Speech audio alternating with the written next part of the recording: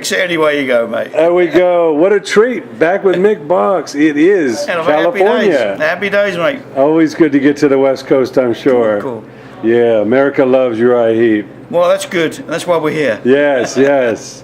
What a history, what a history. I guess you started back in the 60s, 67. Yeah, mid-60s. Mid-60s I started playing around and stuff, you know. Spice, all that good stuff. And then kind of grew into Heep and been there ever since, you know. Yeah, amazing stuff. Yeah. I remember it was around that fertile time I was just starting to listen to Sabbath and Zeppelin and Deep Purple, and wow, here's this URIAH Heep record, and put it on, and Gypsy blew me across the room. The cover was eye-catching, was it, with the face and the cobwebs and stuff? And the music backed it up, so it did very well. I said, this is some horror rock right here. Friday the 13th, congratulations, you made it to the lucky 13th there today. Yeah.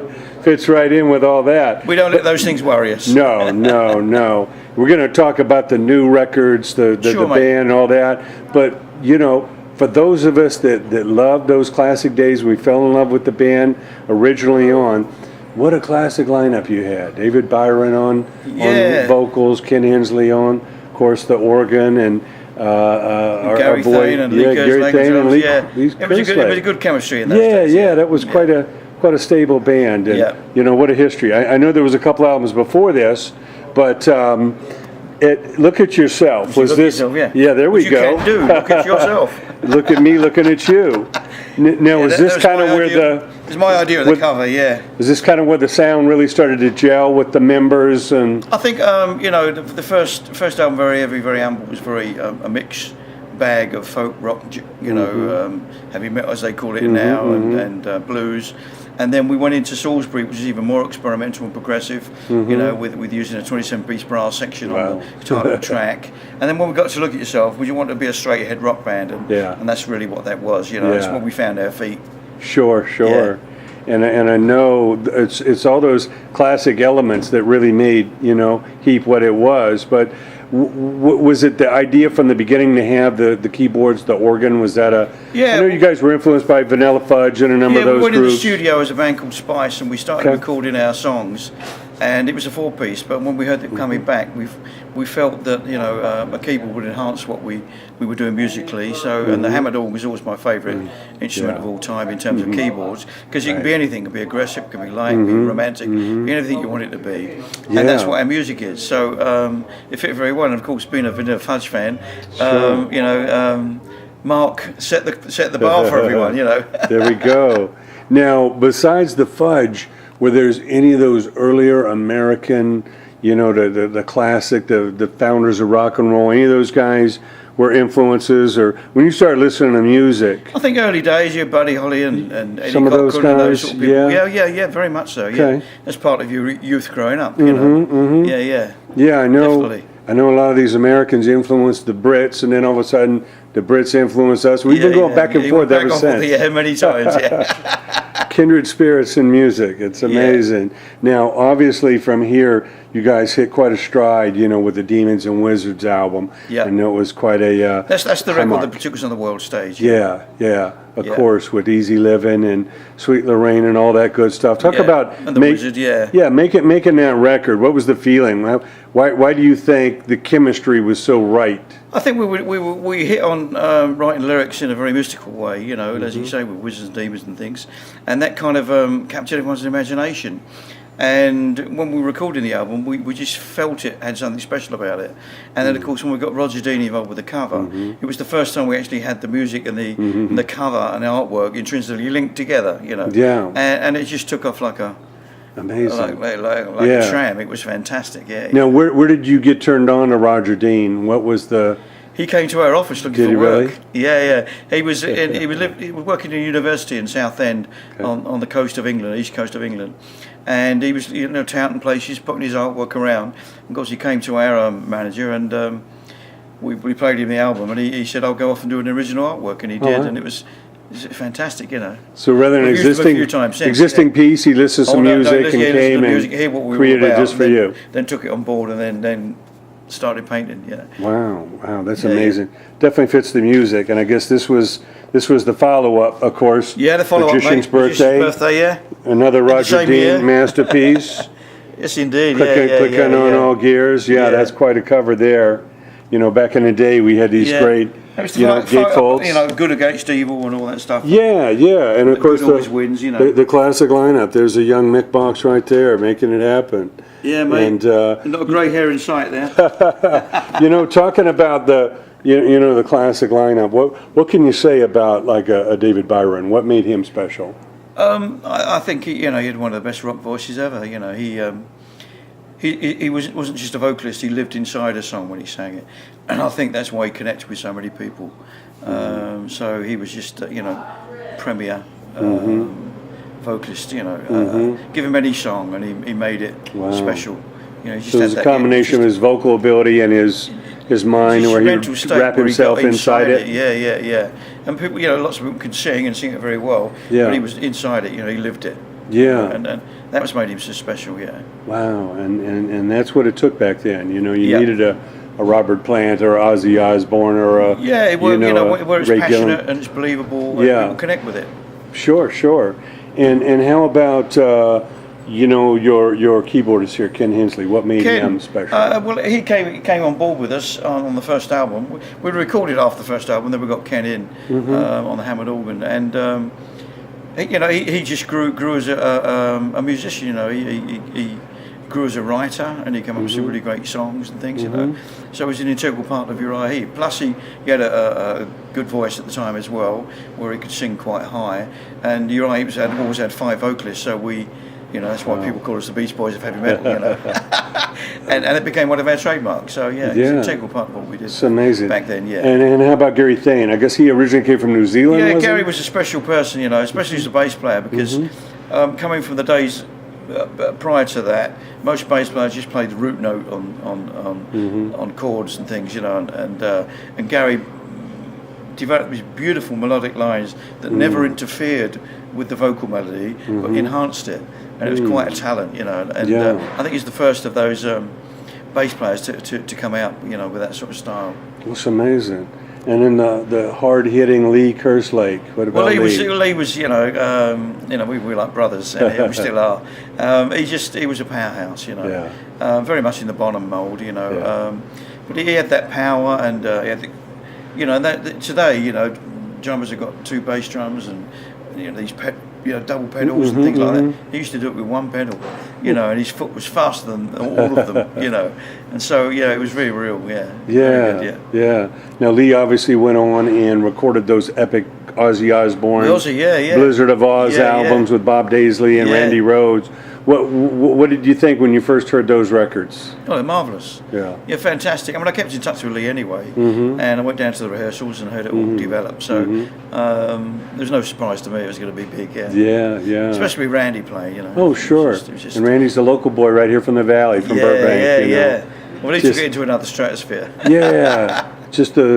It just shocks you to music. Again, it's chemistry. It was a chemistry that worked very well. Yeah, no, it's amazing. But Ozzy, got a lot to thank me for, because he took Bob from me, took Lee from me, he took John Sinclair from me.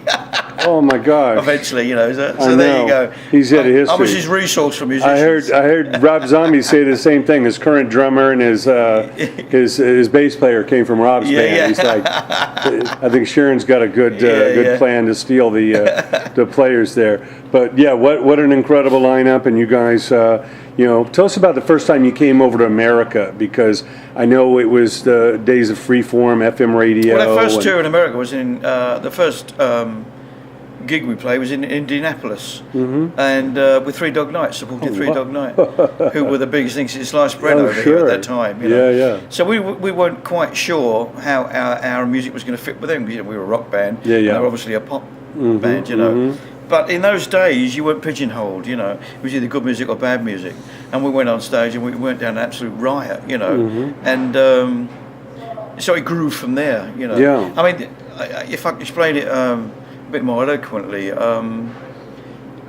we had many support bands with Kiss, Rush, and ZZ Top, many of them support band. But we also had Earth, Wind and Fire support URIAH. Now, that just proves that it was only good or bad music in those days. Yeah. Nobody pigeonholed anything. I was just with Earth, Wind & Fire last night, as a matter of fact, at a show. Yeah. So you broaden your audience, you know, because you turned on the Earth, Wind & Fire audience, and you know, and they turned on our audience, you know. So it was marvelous. Yeah. And I know Bill Graham was a big part of that. He would have Santana with the Sly and the Family Stone, and there you go, and you know, Iron Butterfly, and everybody on the same bill. It was good or bad music. It wasn't any pigeonholes. And it's a shame that's not like that today. I know. The suits get involved in radio, and they make it so calculated that it takes all the, you know, specialness, the uniqueness out of it. Yeah, very, very much so. Now, I followed you guys through all the years. What a catalog. Now, I know this new record you'll be working on, is that your 25th record? Probably about. Is that what I hear? 26, one of them, mate. Yeah. Wow. quarter of the way onto a century mark there. Well, we were in Detroit, and we had a little break, and we went to a restaurant to have a bit of lunch, and they had a jukebox there, and they had 56 of our albums. That's all the bootlegs and the and the live stuff. So it was amazing. Yeah. So we're getting right up there now. Yeah. Wow, that's amazing. Yeah, that was back in the days where it was general admission. You get there early in line, you get right up to the front of the stage. That's it, mate. No big barriers, no big moats of security guards, you know. No seats. You're on the stage. That was special. Yeah. Now, when you first started playing over here, what did you sense as far as the difference between your audiences in the UK and Europe and here? I don't think I noticed any difference other than the size and the fact that they were. I mean, in England, it's a small island. It was controlled musically through radio and TV. BBC. There was only one station that would play any rock music, you know, and that's why they had all those ships offshore. The pirate stations. Playing all the good music, you know. But you come over here, and of course, you know, there's 5 rock stations in every state, you know. It was madness, you know. In fact, the DJ could play what he wanted. The first and only present, I might add, that the record company ever gave us was on that trip. They gave us a little transistor radio in those days, and of course, we were just going from one station to another with all the rock stuff. It was marvelous, you know. We just hadn't heard that before, so that was the major difference. Sure. You know, and I think and I think the American audience were ready for some good old British rock. You know? Oh yeah. It was a great time. Now, obviously, Easy Living changed your lives. I mean, it just opened up so many, you know, new households to the Heep, you know. Talk about you recording that song. I know a lot of times people say, we had no idea. It was another song. We thought it was good, but we had no idea what it was going to do. It came about, we were in a car driving somewhere, and it was a bit of a play on being Easy Living, to be honest. You know, we were very tired and worn out and everything. We said, "Oh, this is easy living," you know, and it caught Ken's imagination. And then we were recording in Lansdowne Studios over in England, in London. And we had a break, like you always do. Go down to the pub, have a drink, you know, get your head out of it to come back fresh.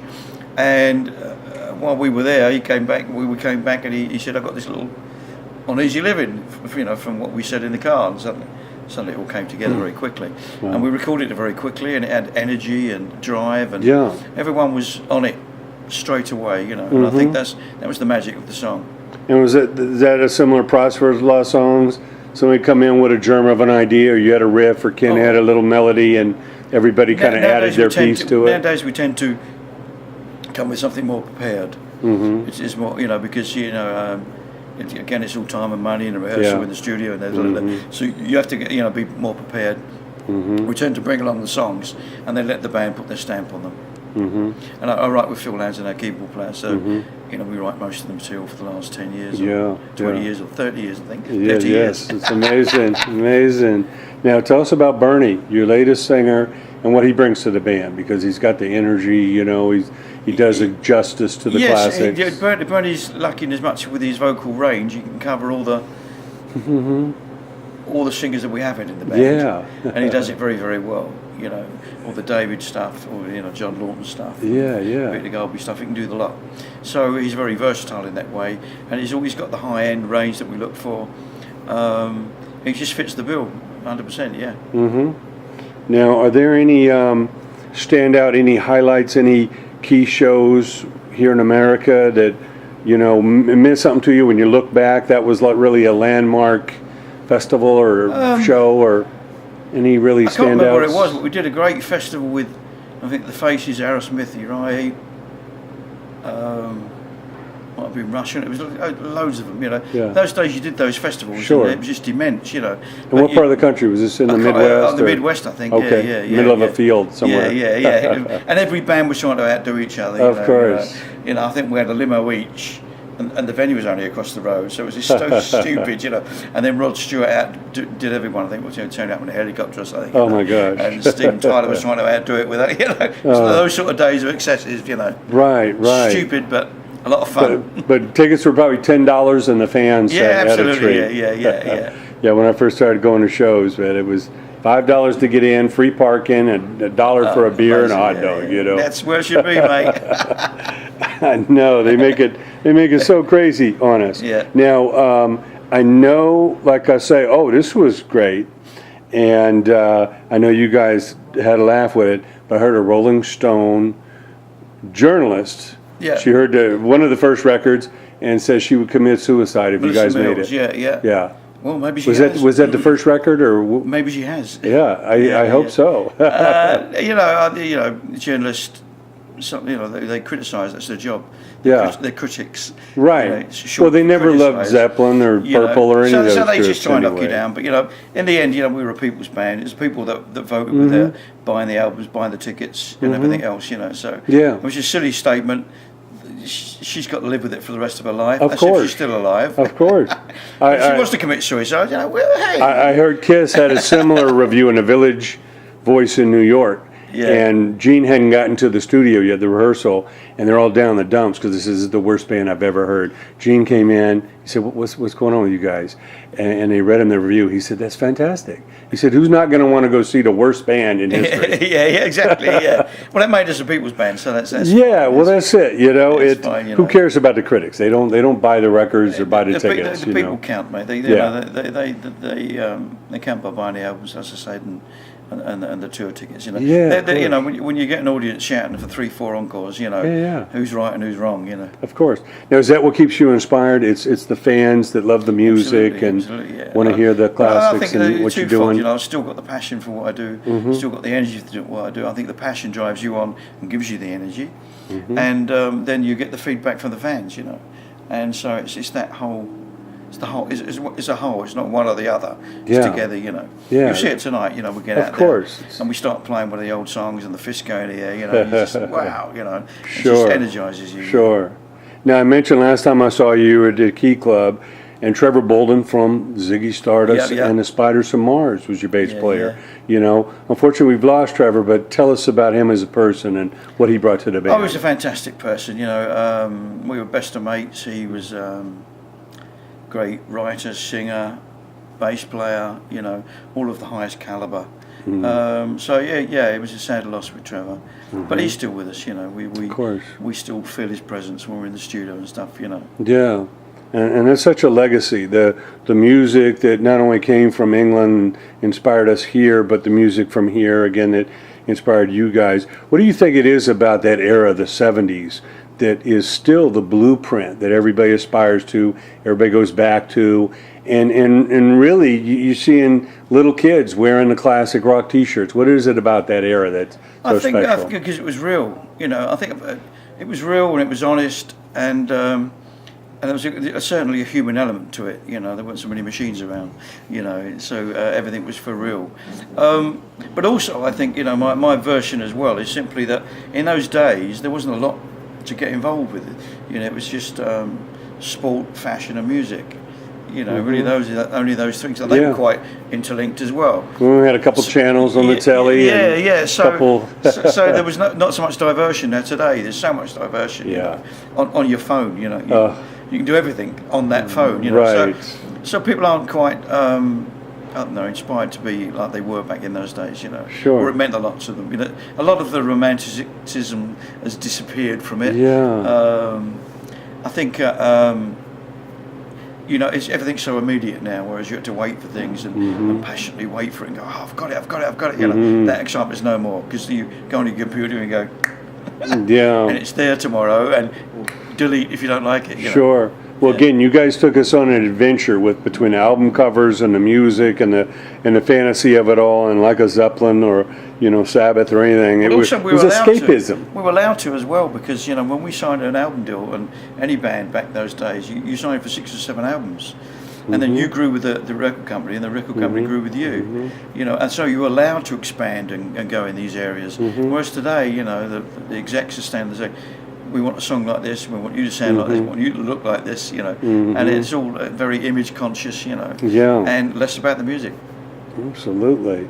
Now, I know things constantly change, but in your world travels, you got to hear some newer music out there.